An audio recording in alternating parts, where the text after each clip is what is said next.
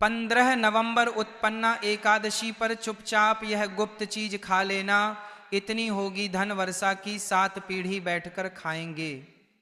इस दिन चाहे व्रत करें या ना करें, लेकिन यह एक गुप्त चीज बिना किसी को बताए चुपचाप जरूर खा लेना। खाने मात्र से ही आपके जीवन में चल रही समस्त परेशानियों से छुटकारा मिल जाएगा और आपके घर में श्री हरि विष्णु की कृपा से इतनी धन दौलत आएगी कि संभाल नहीं पाओगे। पितृदोष, राहु दोष, कालसर्प दोष सब हो जाएंगे दूर। 15 नवंबर को पड़ने वाली उत्पन्ना एकादशी बहुत ही विशेष और फलदायी एकादशी मानी जाती है, क्योंकि इस दिन व्रत और पूजा करने के साथ साथ यह एक गुप्त चीज खाने मात्र से पुराने पाप नष्ट हो जाते हैं और मानसिक शांति प्राप्त होती है। उत्पन्ना एकादशी के महत्व की बात करें तो उत्पन्ना एकादशी का व्रत बहुत ही खास माना जाता है। मान्यता के अनुसार भगवान विष्णु ने इस दिन मोर असुर नामक राक्षस का वध किया था, जिससे संसार में धर्म की पुनर्स्थापना हुई।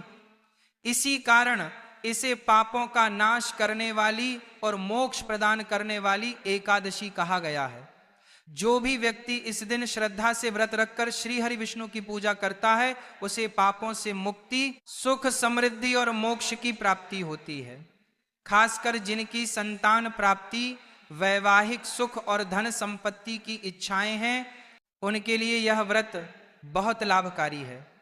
ठीक उसी तरह उत्पन्ना एकादशी का व्रत रखने के साथ साथ यह चीज खाने से जीवन में सुख, शांति और समृद्धि आती है और आपकी समस्त मनोकामना पूर्ण होती है। वैसे तो यह व्रत निर्जला रखा जाता है, लेकिन अगर आप उत्पन्ना एकादशी की रात एक विशेष चीज खा लेते हैं तो आपके घर में धन संपदा इतनी बढ़ जाएगी कि वो कभी समाप्त नहीं होगी। यह उपाय बहुत ही सरल और चमत्कारी है, जिसे अपने जीवन में जरूर लागू करना चाहिए। आने वाली 15 नवंबर उत्पन्ना एकादशी के दिन जिन लोगों के घर में खाई या बनाई जाती है, ये 3 चीजें उसके घर में पूरे साल होती है। धन दौलत की वर्षा, जी हाँ, यह मार्गशीर्ष मास की पहली एकादशी पूरे के पूरे 99 वर्षों के बाद दुर्लभ संयोग में पड़ने जा रही है। यह एकादशी कार्तिक के बाद पड़ती है, तो ऐसे में इस एकादशी का महत्व हिंदू धर्म के लोगों के लिए और भी बढ़ गया। और 15 नवंबर उत्पन्ना एकादशी के दिन भले ही पूजा पाठ, दान करना ना करना, लेकिन यह गुप्त चीज जरूर खा लेना। भगवान विष्णु जी और माता लक्ष्मी जी के आशीर्वाद से आपके घर में इतना पैसा आएगा कि संभाल नहीं पाओगे। साथ ही हम आपको इस प्रवचन में यह भी बताएंगे कि चाहे कुछ भी हो जाए, लेकिन 15 नवंबर उत्पन्ना एकादशी पर ऐसा खाना घर में भूलकर भी मत बनाना और ना ही उसे खाना।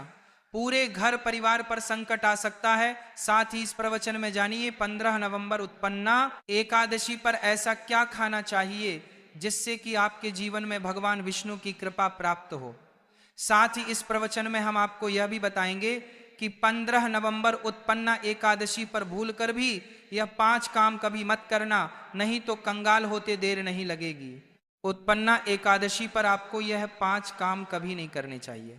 जो भी माताएं बहाने उत्पन्ना एकादशी के दिन इन 5 कामों को करती हैं तो उसकी जिंदगी बर्बाद हो जाती है, उसके घर में कंगाली छा जाती है।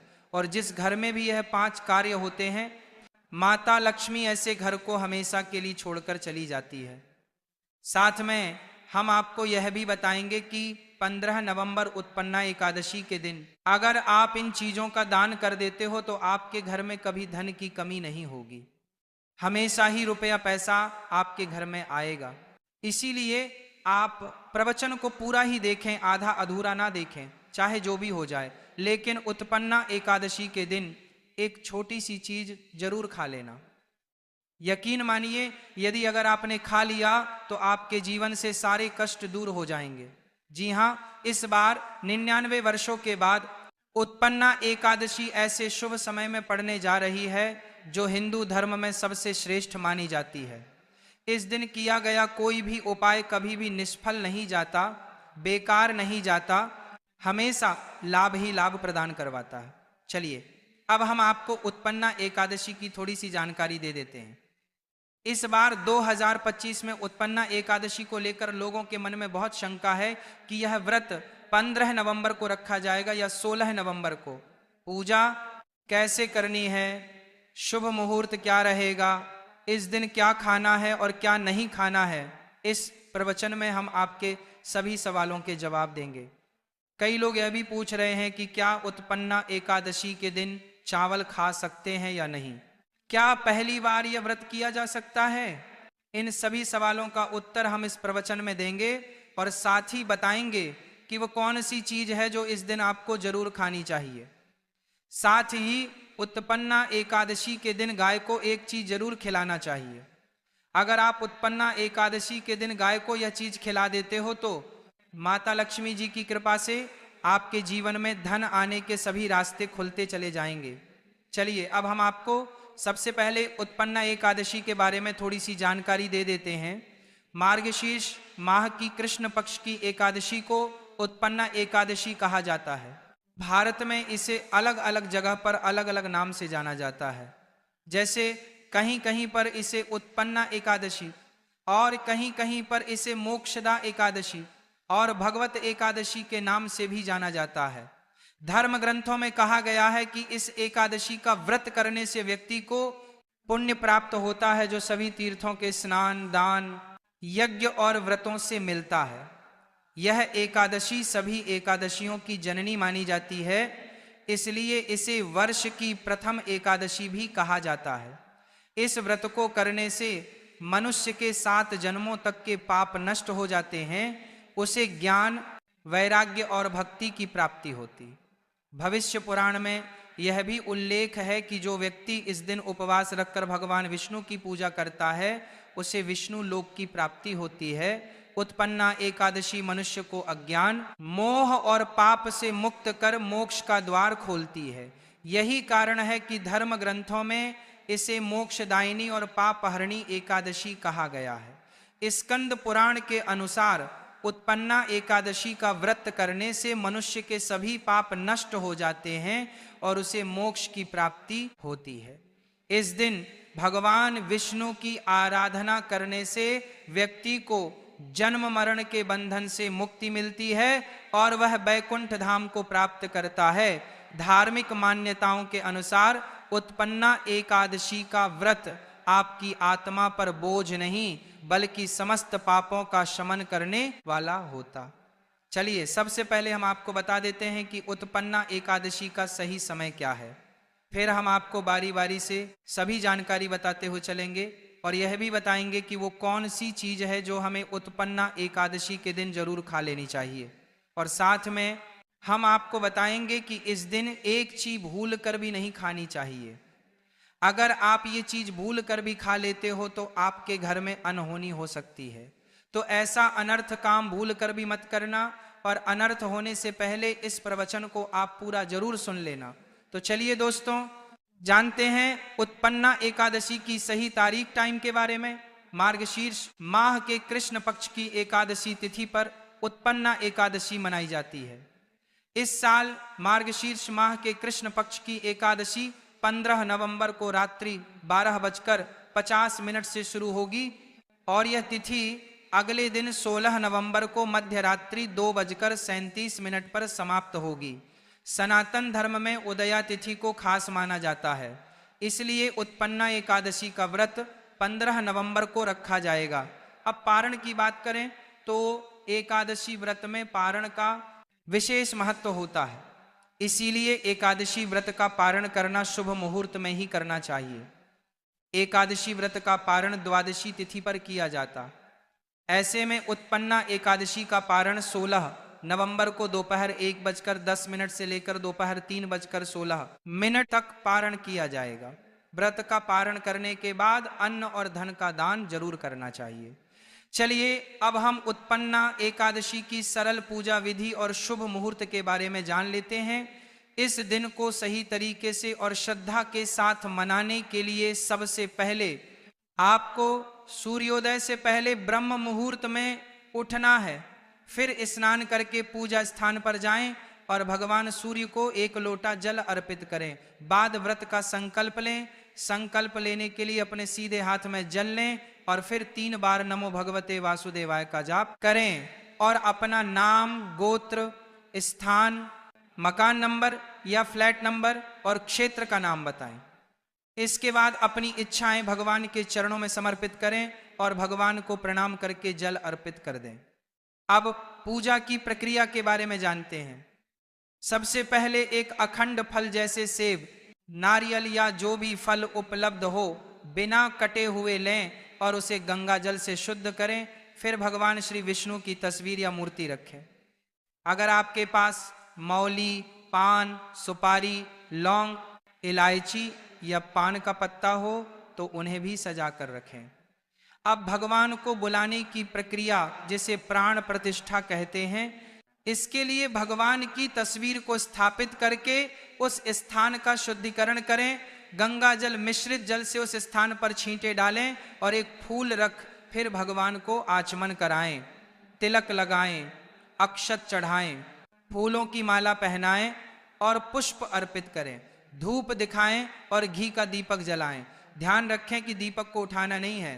दीपक को जहां रखा है वहां चावल या फूलों का आसन बना लें और फिर दीपक रखें। अब भगवान को नैवेद्य के रूप में जो भी मिठाई आपके पास हो वो अर्पित करें। अगर मिठाई नहीं है तो मिश्री के दाने चढ़ा सकते हैं, लेकिन एक बिना कटा हुआ फल भगवान को जरूर अर्पित करें। फिर भगवान के सामने हाथ जोड़कर 108 बार ओम नमो भगवते वासुदेवाय मंत्र का जाप करें। अपनी मनोकामना की पूर्ति के लिए पान का बीड़ा तैयार करें, उसमें 2 लौंग, 2 इलायची और 1 सुपारी रखें। इस बीड़े को भगवान को अर्पित करें और 11 बार ओम नमो भगवते वासुदेवाय का जाप करें। फिर अपनी इच्छा भगवान के समक्ष व्यक्त करें। यदि आप धन की प्राप्ति के लिए पूजा कर रहे हैं तो भगवान से धन का आशीर्वाद प्राप्त करें। अब उत्पन्ना एकादशी की कथा सुनें या उसका पाठ करें और फिर भगवान की आरती करें।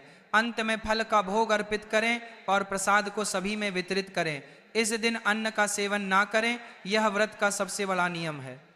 सबसे पहले हम जान लेते हैं कि उत्पन्ना एकादशी के दिन क्या ना करें। देखिए, पहली बात, उत्पन्ना एकादशी के दिन व्यक्ति को किसी भी प्रकार के विवाद, झगड़े या दुष्टता से बचना चाहिए। इस दिन किसी से वाद विवाद करना या मानसिक अशांति लाना व्रत का उल्लंघन हो सकता है। व्यक्ति को इस दिन शांत और संयमित रहना चाहिए और किसी से भी द्वेष या कड़वाहट से बचना चाहिए। साथ ही इस दिन झूठ बोलने से भी बचें, क्योंकि व्रत के उद्देश्य के खिलाफ होता है। दूसरी बात, एकादशी के दिन चावल का सेवन नहीं करना चाहिए, क्योंकि धार्मिक मान्यताओं के अनुसार चावल की उत्पत्ति भगवान विष्णु के रोम से मानी जाती है। साथ ही इस दिन बैंगन का सेवन भी वर्जित होता है। इसके अलावा इस दिन बाल और नाखून काटने से भी बचना चाहिए, यह व्रत के प्रभाव को कमजोर कर सकता है। चौथी बात, इस दिन जमीन पर सोना चाहिए, यह व्रत के प्रभाव के दौरान आत्मनियंत्रण और संयम का प्रतीक होता है।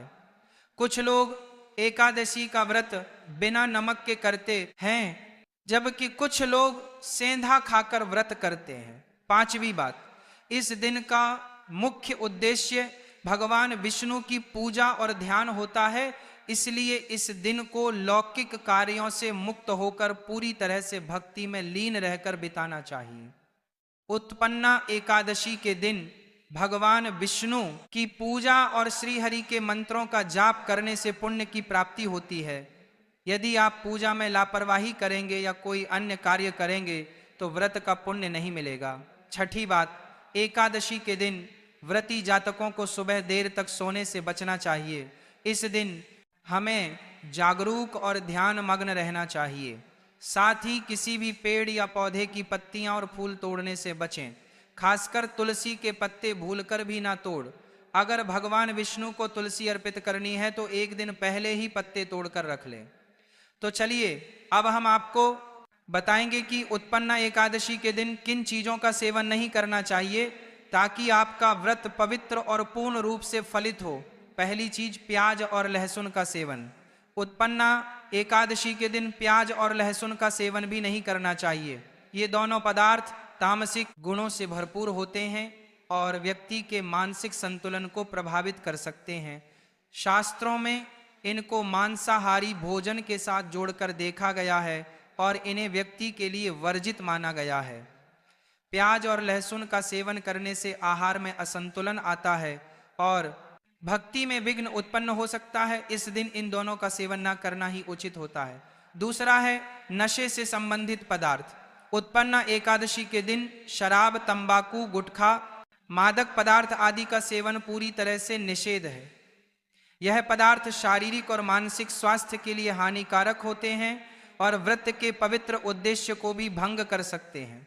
नशे के पदार्थ से शरीर और मन में अशुद्धता आती है, जिससे व्रत का असर समाप्त हो सकता है। इसलिए इस दिन किसी भी प्रकार के नशे से बचना चाहिए ताकि आपकी भक्ति शुद्ध और निष्कलंक रहे। तीसरी चीज, खट्टे पदार्थ। उत्पन्ना एकादशी के दिन खट्टे खाद्य पदार्थों का सेवन भी करना वर्जित माना जाता है, जैसे कि आम, इमली, दही, खट्टे फल आदि। खट्टे पदार्थ तामसिक गुणों को बढ़ाते हैं, जिससे मानसिक स्थिति पर नकारात्मक प्रभाव पड़ सकता है।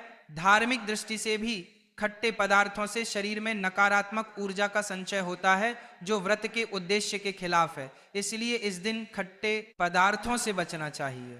चौथी चीज, शक्कर और मिठाई का सेवन। उत्पन्ना एकादशी के दिन अत्यधिक शक्कर या मिठाई का सेवन भी नहीं करना चाहिए। शक्कर का अधिक सेवन शरीर में राजस और तामसिक गुणों को बढ़ाता है, जो व्रत के उद्देश्य के खिलाफ होता है। मिठाई और शक्कर का सेवन मानसिक स्थिति को प्रभावित कर सकता है और व्यक्ति को संतुलित रखने में मुश्किलें पैदा कर सकता है। हालांकि इस दिन हल्के मीठे फल जैसे केला, सेब, नारियल आदि खाए जा सकते हैं, लेकिन अधिक शक्कर या मिठाई का सेवन करने से बचना चाहिए। इन सभी चीजों से परहेज करते हुए एकादशी का पालन करें। पांचवी चीज, मांसाहारी भोजन। उत्पन्ना एकादशी के दिन मांसाहारी भोजन का सेवन पूरी तरह से निषेध है। मांसाहार भोजन न केवल शारीरिक दृष्टि से हानिकारक होता है, बल्कि यह आध्यात्मिक रूप से भी हमारे पापों को बढ़ाता है। मांसाहारी भोजन से तामसिक गुण बढ़ते हैं, जो हमारी मानसिक शांति और संतुलन को प्रभावित करते हैं। भगवान विष्णु की पूजा और व्रत में सिर्फ सात्विक भोजन की अनुमति होती है, जो शुद्धता और भक्ति का प्रतीक है। इसीलिए इस दिन मांसाहार, अंडे, मुर्गा, मछली या किसी भी प्रकार के मांस का सेवन ना करें। इस बात का विशेष ध्यान रखें। तो इन सभी चीजों से परहेज करते हुए इस उत्पन्ना एकादशी का पालन करें। अब हम जान लेते हैं कि उत्पन्ना एकादशी के व्रत में क्या खाना चाहिए और क्या नहीं खाना चाहिए। उत्पन्ना एकादशी के दिन सेब जरूर खाना चाहिए। शास्त्रों में बताया जाता है कि भगवान के भोग में सेब आदि जरूर अर्पित किया जाता है।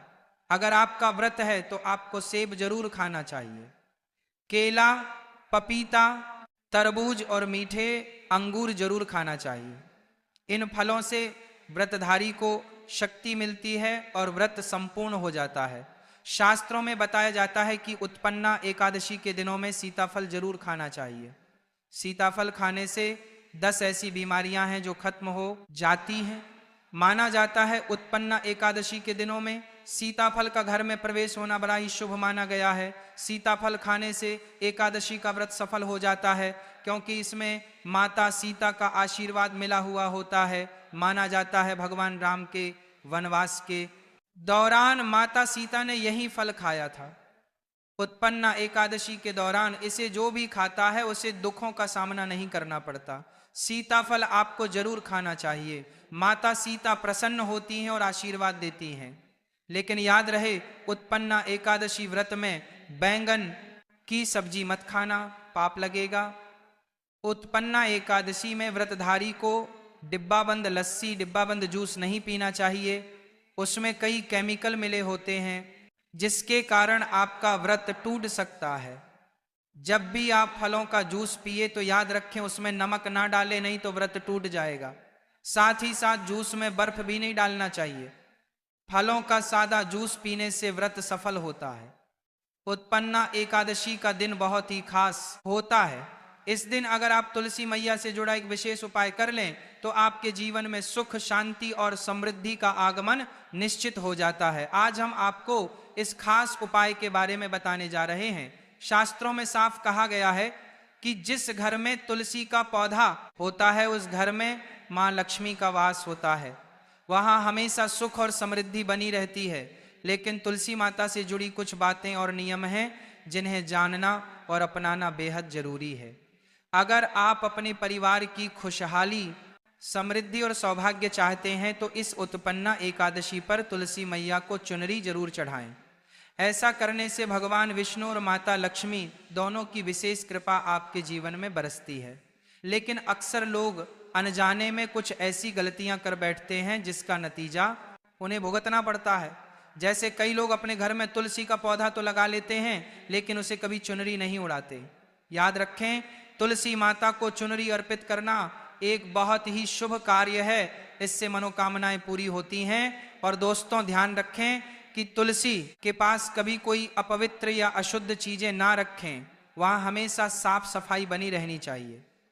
साथ ही तुलसी के पास कभी भी कटु या कड़वे शब्द नहीं बोलने चाहिए, वरना तुलसी मैया नाराज हो जाती है।